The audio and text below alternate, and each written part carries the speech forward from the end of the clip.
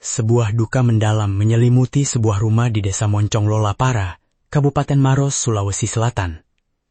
Suasana hening dan penuh haru menyelimuti pihak keluarga Valen Alexi Tamboto, seorang pemuda warga negara Indonesia berusia 24 tahun, yang kini harus berpulang selamanya di tanah rantau yang jauh. Hingga detik ini, pihak keluarga masih terus menanti dengan cemas kepulangan jenazah almarhum dari Republik Armenia. Valen, anak sulung yang menjadi tumpuan harapan keluarga, diduga kuat menjadi korban pembunuhan keji. Ia ditemukan tak bernyawa di dalam kamar hotel tempatnya menginap di Armenia, dalam kondisi yang sangat mengenaskan. Berdasarkan informasi awal yang diterima pihak keluarga dari Kedutaan Besar Republik Indonesia atau KBRI, pemuda asal Maros ini ditemukan dengan kondisi tangan, kaki, serta mulut terikat lakban, dan tubuhnya telah bersimbah darah. Kematian yang tak wajar ini sontak memukul batin sang ibu, Ita. Dengan suara bergetar menahan kesedihan yang mendalam, Ita mengaku sama sekali tidak pernah menyangka putra sulungnya akan pergi secepat ini, terlebih dengan kondisi tragis yang memilukan. Berdasarkan data yang dihimpun pihak keluarga, peristiwa kelam tersebut diperkirakan terjadi pada hari Rabu, 15 Juli 2026 di salah satu hotel di Armenia. Kematian Valen menyisakan tanda tanya besar, karena terjadi begitu cepat di tengah-tengah masa kerjanya yang baru berjalan beberapa bulan. Adik kandung korban, Arnold Tamboto, mengisahkan bahwa dirinya masih sempat berkomunikasi dengan sang kakak melalui aplikasi pesan singkat Telegram pada dini hari sebelum kabar duka itu datang mengetuk pintu rumah mereka. Arnold menuturkan, percakapan terakhir malam itu berlangsung normal seperti biasa, penuh kehangatan kakak dan adik, tanpa ada tanda-tanda yang mencurigakan atau gelagat bahaya. Namun, petaka mulai terasa keesokan harinya. Setelah obrolan tengah malam itu, Valen tiba-tiba putus kontak. Arnold bercerita bahwa sejak pagi hari pesan yang ia kirimkan hanya memunculkan tanda centang 1. Kondisi ini terus berlanjut hingga siang, sore, bahkan hingga pukul 7 malam. Arnold awalnya berpikir positif dan mengira kakaknya hanya sedang beristirahat total, karena hari itu bertepatan dengan hari libur bekerja. Asumsi Arnold runtuh seketika menjelang tengah malam, tepatnya sekitar pukul 23.30 waktu Indonesia Tengah. Sebuah panggilan telepon dari sang paman memecah keheningan malam dengan kalimat yang menghujam jantung. "Kamu sudah siap mendengar ini? Kakakmu meninggal." Arnold seketika syok dan terdiam 1000 bahasa. Tak lama berselang, kekasih Valen kembali menelpon untuk mengonfirmasi kebenaran kabar pahit tersebut. Di balik tragedi yang merenggut nyawa pemuda berusia 24 tahun ini, pihak keluarga mencium adanya kejanggalan besar. Mereka menduga kuat kasus pembunuhan ini berkaitan erat dengan dugaan penggelapan uang perusahaan senilai sekitar 250 juta rupiah.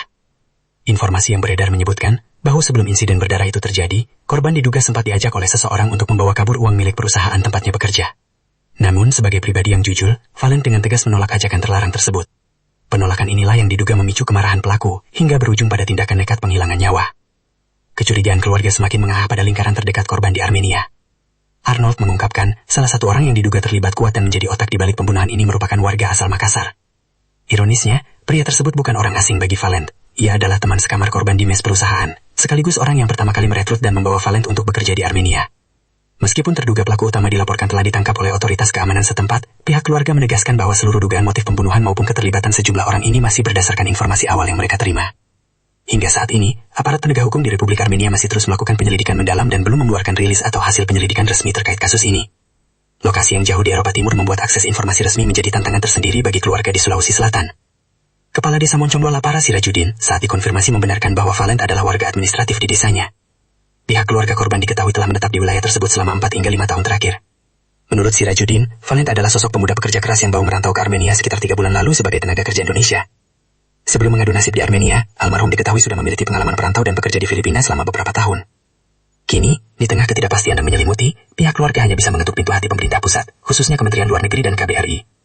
Mereka sangat berharap pemerintah dapat mengulurkan tangan secara maksimal untuk mempercepat proses birokrasi pemulangan jenazah ke Valen ke tanah air, agar almarhum bisa dimakamkan dengan layak di kampung halaman. Lebih dari itu, keadilan menjadi harga mati. Keluarga menuntut agar misteri kematian Valen diusut secara tuntas, transparan, dan seluruh pihak yang bertanggung jawab atas hilangnya nyawa pemuda malang ini dapat diseret ke pengadilan untuk diadili seadil-adilnya sesuai hukum yang berlaku. Awal dapat kabar itu dari rekan kerjanya yang berada di negara berbeda memang. Tapi dari informasi yang saya dapat, mereka menemukan bahwa kakak saya dalam keadaan kaku di dalam kamarnya. Sedikit kronologi yang dia ceritakan, biasanya di hari itu dia ada komunikasi terus, khususnya melalui WhatsApp, Telegram. Tapi kenapa tidak ada komunikasi di hari itu, dia tidak ada respon. Dan dari rekan kerjanya katanya yang ada di satu kantor dengan dia di sana. Dia bilang tidak biasanya anak ini tidak keluar kamar. Memang katanya waktu itu di tanggal 15 itu waktu dia rest day. Tapi ini bukan hal yang biasa saja menurut mereka, karena kenapa tidak keluar? Dia coba ketok katanya, tidak ada jawab. Mereka masih berpikir mungkin sedang istirahat.